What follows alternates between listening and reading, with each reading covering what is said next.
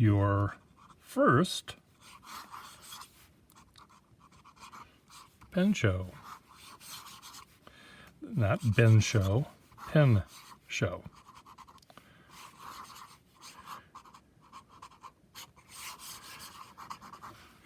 So, when you get to a pen show, you'll find, of course, lots and lots of pens, and probably these days, any pen show you go to will be divided pretty much evenly between those who collect vintage pens,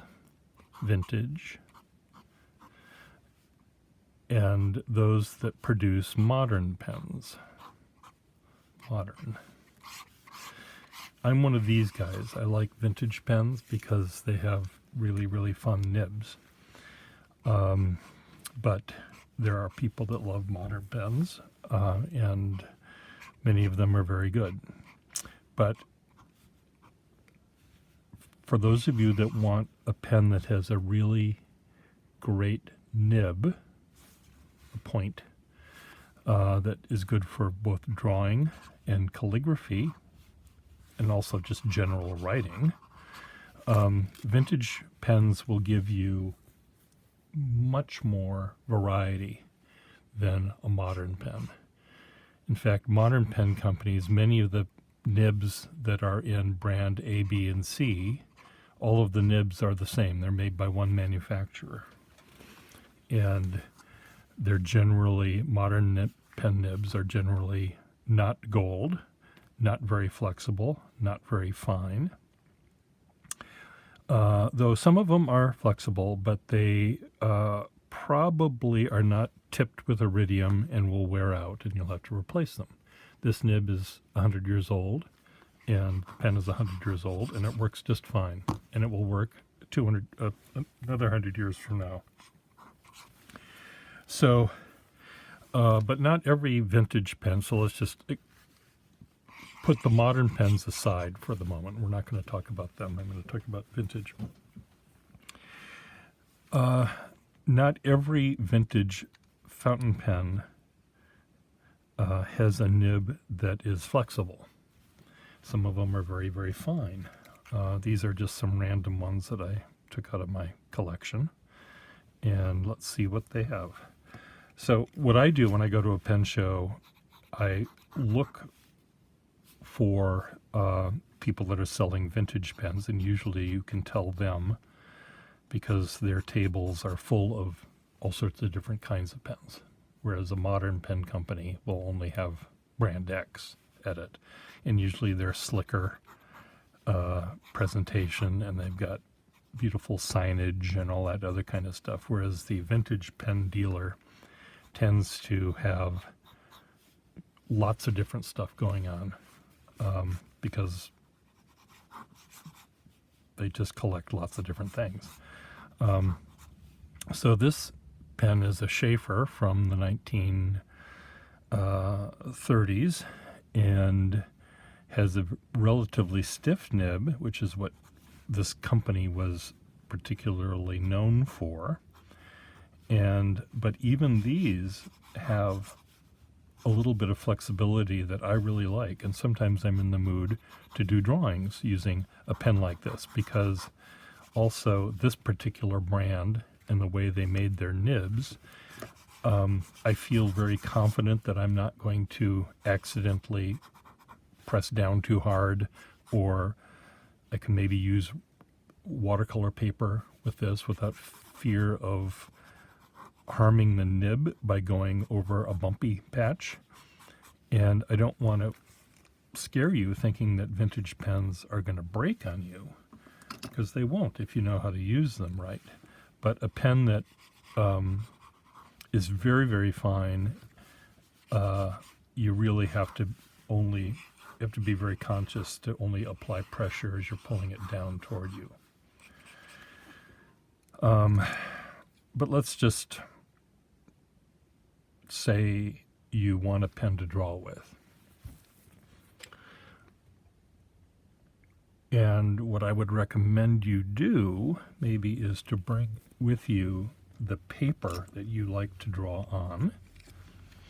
and just have a sheet of it, and you can, or a tablet or a sketchbook or whatever, and just bring it with you, and try out these pens on the paper you like best. There is ink issues, which I might want to get into, but later maybe.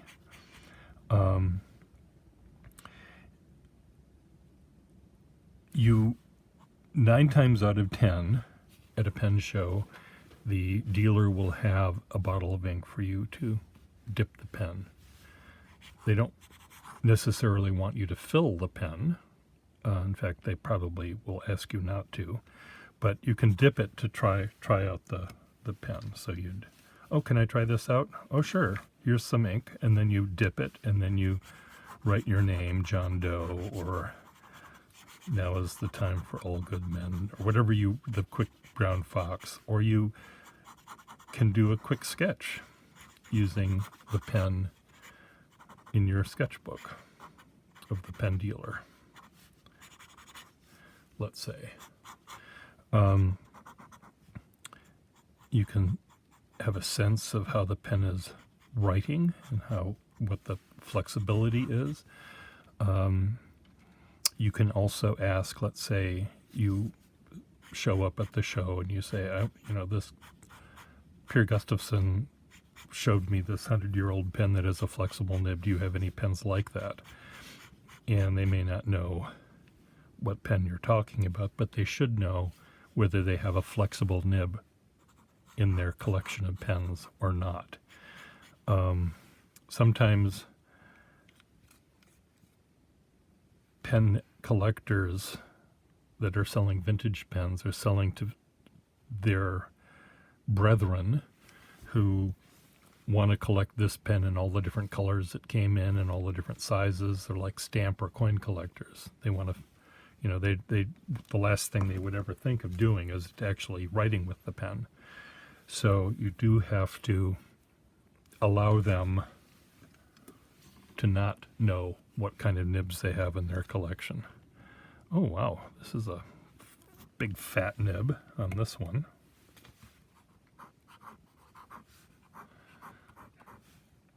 This might be a fun pen to draw with. The pens that are at my desk here tend to be the ones that I do calligraphy with. And occasionally I'm asked to do this kind of italic or Germanic Old English kind of script, and I use this pen for that. Anyway, let me tell you a few more things about pens. Vintage pens, as with any vintage item, a collector values pens that are in perfect shape. And there are a lot of people, a lot of pen collectors, who wouldn't even bother looking at this pen because it has a name on the side of it. H.A. Rosenberg. So H.A. Rosenberg owned this pen in 1930 something or rather, and I'm sure he's long dead, and his son is probably long dead, and his grandson or granddaughter is probably the one who put this on eBay or sold it to some antique shop or something. They put it on eBay, and now I got it. Or I could have bought it at a pen show. I forget where this came from. But a pen collector might say, oh, it's too bad that pen has a name on it. They might, if this pen did not have a name on it, they might sell it for, I don't know, $90, $100, $120, I don't know, some amount of money at their table, but because it has a name on it, the price might be half that. This pen from 1910 or something, I don't know, Waterman, is in really nice crisp shape, whereas its brother is faded and worn, and otherwise they're the same pen. And this one will be cheaper at a pen show because it is in less good condition, but it will write just as well as this one. So if you are on a budget and don't mind using a pen that looks old, you can find a lot of older looking pens that might be in a box next to the display of the fancy pens. That might be in a little box in the corner that says special show sale pens or something. They may, I don't know how they want to, they used to be called junk boxes, and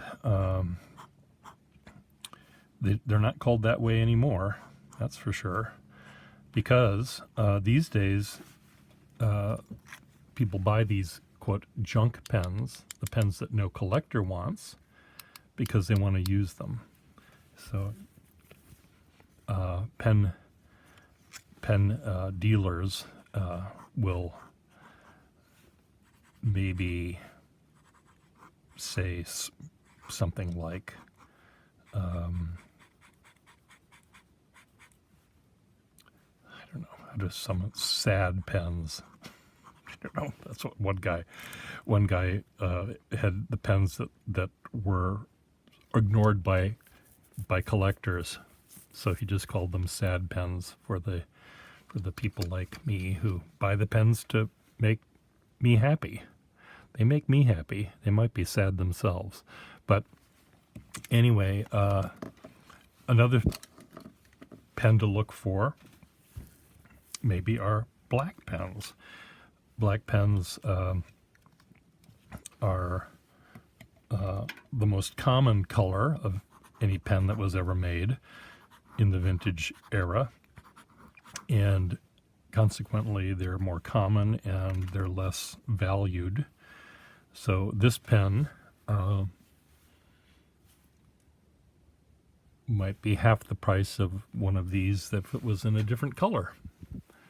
And another color that they came in looked like this, and another one was a green marbleized thing. There was also a bright red version of this pen, which is relatively valuable. But the black pens tend to be, quote, cheaper or more affordable than the ones that are in color. Of course, your eye might be attracted to a pen like this, that's sterling overlay, and you might immediately see this and not this one. Well, you're going to pay a lot more money for this one, just because it's prettier, and it cost more when it was made. There are fewer of them made, and so you'll be dealing with that aspect of pen, the pen market. But so let's talk now briefly. Oh, also, most of the pens that you will see at a pen show have been repaired, meaning there's a little rubber sac in this pen that has been replaced, so it fills from an ink bottle. Most of the pens from before 1940 filled from an ink bottle. So, but your dealer should be able to tell you whether they are repaired or not, and they will prove it to you. I bought a pen last year at the Philadelphia Pen Show, and the guy said it was repaired, and it wasn't, and it was fine. It was a mistake on his part, and I know how to put a sac in a pen, so it wasn't an issue for me. But you can check to see if it works by filling it up at his table, his or her table. Inks, on the other hand, are a different kettle of fish altogether. And I know many people, especially those that write do journaling and all of that kind of stuff love to use different kinds of inks and different colors. And I am a purist, I think. I just like Waterman Black. There are certain inks that have their sparkle and they've got all this chemical stuff in it, and I just think they're going to clog the pen. So I avoid those. But for drawing ink, I know a lot of urban sketchers and a lot of sketchers like to do a drawing and then they want to go over it with watercolor. And the ink that they use here is going to bleed because it's not waterproof. There are waterproof inks, platinum carbon ink, that you can use in fountain pens. Sometimes they work. I'm not a fan of that. I kind of like my inks to be very flowy and very, not going to skip. I can draw very quickly with them. And I also like to take sometimes an ink wash and go over my drawing and it will dissolve the ink. I kind of like that aspect of it. So you might be restricted a little tiny bit about the inks you use in vintage pens. Another thing about vintage pens, in order for this pen to make a thick line like that whenever you press down, it also has to do this. It has to be able to drop ink everywhere. So just don't shake your pen. Modern pens don't do that, but they don't have flexible nibs for the most part. Or if they do have a flexible nib, they'll skip a lot because their feeds don't keep up with the flow. In order for, again, this pen to have this thick line when I want it, it needs to have ink, a gallon of ink right there at the tip, which this one does. So, what else can I tell you? I do often say that if there's 3 identical pens at 3 tables in the room, they're absolutely identical vintage pens. This guy has it for $100, this person has it for $200, this person has it for $50. Each of those prices is correct. This guy is selling it for $50. He maybe doesn't like that brand. Maybe he bought it cheap. He just wants his money back. So, the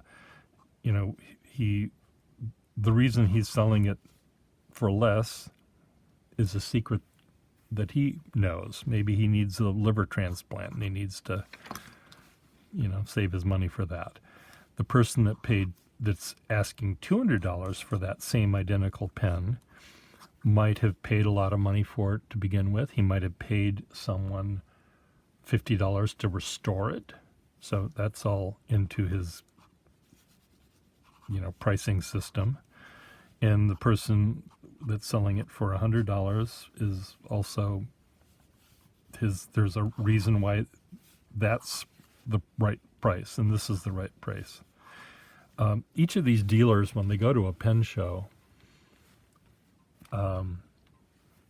they're already hundreds and hundreds of dollars in debt because they stay at the hotel and that's, $150 a night or something, who knows what. And they have to rent their table for the weekend and that's hundreds of dollars. So some people are very cognizant of this, and then their airplane ticket and all the other stuff that they are dealing with is part of doing business. And some of them are smarter than others, and reflect their intelligence in the price they charge. They think each pen I sell is going to help pay for my trip here. So there's this extra added price that they might imagine to be on these pens that will help them pay for the trip. Now, someone that lives in Philadelphia at the Philadelphia Pen Show, that all he has to do is walk down the street, hasn't paid for a $300 airplane ticket, so he doesn't have that cost to get back. But anyway, each of these, let's say they all lived in Philly and they all walked there. Each of these prices is still correct. Depends on, again, the mood and the desire of how eager the dealer is to sell their pen, and everything else. I'm sure that there's other things I could be telling you, but I don't know what they are. And maybe I'll see you at the show. See ya.